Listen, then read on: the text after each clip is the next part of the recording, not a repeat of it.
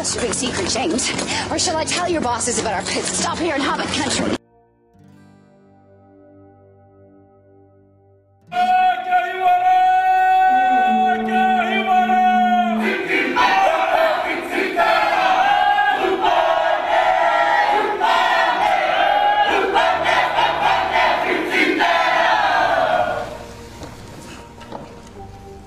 Ngamate, kua haere ki te pō, haere, haere, haere atura. My name's Richard, I'm from London, England.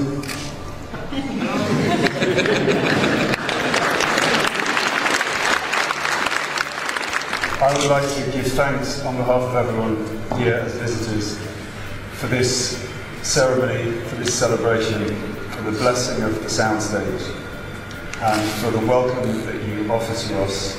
We're all deeply honoured to be here. And to everyone that has waited so long for this day to begin this extraordinary journey filming The Hobbit, I would like to wish them good luck, good health and good harmony. And Martin would like to say something. Thank you. My name's Martin Freeman. I'm in the cast as well. He stole everything I was about to say in Maori.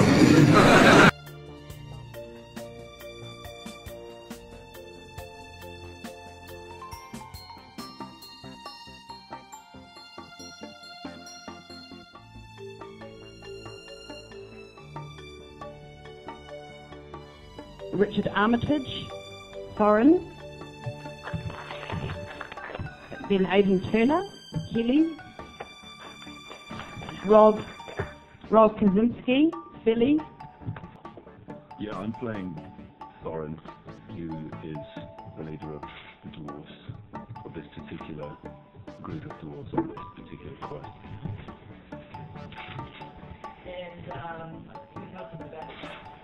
Me as a person. You would like to be a little bit more specific. I've got 40 years to talk about. Why do I think I'm suited? That's a good question actually. That might be one for Peter. I just think it's a really amazing opportunity to take a character from a book that I was brought to as a child, and that my first experience on stage was in a production of The Hobbit. Really? At the Alex Theatre in Birmingham. I played an elf. And Gollum was a little paper mache puppet with a man off stage on a microphone. So it's kind of been there in my kind of childhood very prominently. So to come to it as an adult, you know, a middle-aged man, and kind of have another look at it is a brilliant opportunity. Yeah. Are you looking forward to acting against green screen? Yeah, I was in the mocap studio yesterday actually, which is a first for me.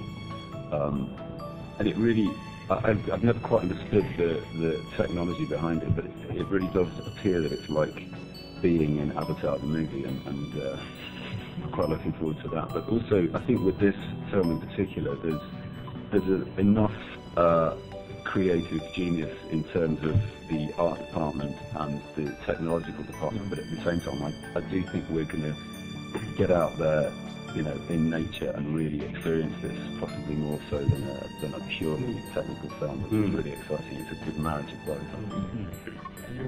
All the dwarves, I think you're all going to cover this. Are you looking forward to that? We don't know yet, actually. It's still up for grabs. A little bit of experimentation in the facial hair department. Yeah, Richard's front is completely finished. Practicing the wall. Richard, that's the process. So I've got a copy of The Hobbit, which we're all going to sign in a minute, and auction for quite so rather. That's really nice. It looks really good, Adam. Do you like it? Yeah, it looks really good. There's Thorin and there's Loin. I don't know who they are, and we need to move now! Come on! We've all learnt a bit of the dwarf language, Kosdor. So we all have a kind of selection of words to fall back on, curses and battle cries. If I could say key moments, in Block 1, arriving in Rivendell and meeting Elrond and dining at his table, it really feels like you're stepping into Middle-earth. We've been here since January the 13th, so what is that, 5 months? And we haven't even scratched the surface. Who are you doubling, Pete? I'm doubling Stanley Kubrick. One of the biggest moments was when we all put our gear on and we all stood together, sort of looking around at each other into the characters' faces. To stand in a circle and look at the guys that were going on the quest, I got a real tingle up my spine. When he gets you running up the hill in full armour, you'll enjoy that. But you are going to be spectacular. And you'll be chased by women all around the world. but only if you're in costume and makeup. They're coming back!